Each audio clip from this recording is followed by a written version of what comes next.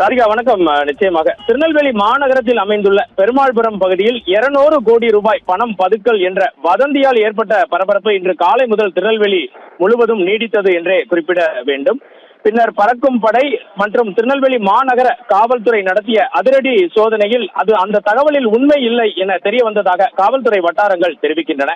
திருநெல்வேலி மாவட்டம் திருநெல்வேலி மாநகரத்தின் பெருமாள்புரம் பகுதியில் உள்ள ஒரு உடற்பயிற்சி கூடத்துடன் இணைந்த ஒரு மல்டி ஸ்டோரேஜ் பில்டிங்கில் பல கோடி ரூபாய் பணம் பதுக்கி வைத்திருக்கப்பட்டிருப்பதாகவும் தேர்தல் நேரத்தில் வாக்காளர்களுக்கு கொடுப்பதற்காக இந்த பணம் வைக்கப்பட்டிருப்பதாகவும் தேர்தல் அதிகாரிகளுக்கு போலீசாருக்கு நள்ளிரவில் அதிரடி தகவல் வந்ததை அடுத்து சோதனையில் ஈடுபட்டனர்.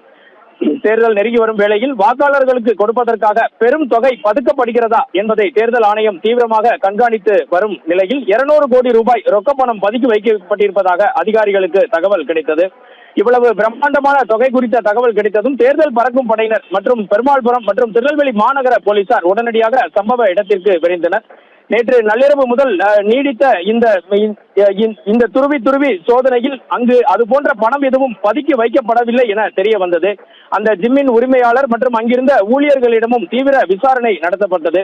சில மணி நேரங்கள் நீடித்த இந்த தீவிர சோதனையின் முடிவில் அங்கிருந்து ₹1 கூட கைப்பற்றப்படவில்லை என தெரிய வந்துள்ளது. இதனால் 200 கோடி பதுக்கல் என்ற தகவல் வெறும் வதந்தி என்பதும் அதிகாரிகளை அலைக்கழிப்பதற்காக யாரோ விஷமிகள் கொடுத்த போலி தகவல் என்பதும் முதற்கட்ட விசாரணையில் தெரிய வந்திருக்கிறது. ராதிகா, பெருமாள்புரம் காவல் நிலையத்தின் அருகிலேயே 200 கோடி பதுக்கப்பட்டதாக தகவல் பரவியதும் பின்னர் போலீசாரும் தேர்தல் பறக்கும் படையினரும் மேற்கொண்ட விசாரணையில் அந்த தகவல் போலி என்றும் இதுபோன்ற போலி தகவல்களை பரப்புபவர்கள் மீது கடுமையான நடவடிக்கை மேற்கொள்ளப்படும் எனவும் மாநகர காவல்துறையில் இருந்து தெரிவிக்கப்பட்டிருக்கிறது. ராதிகா, இதுவே இப்போது தற்போது இருக்கும் நிலவரம். ராதிகா.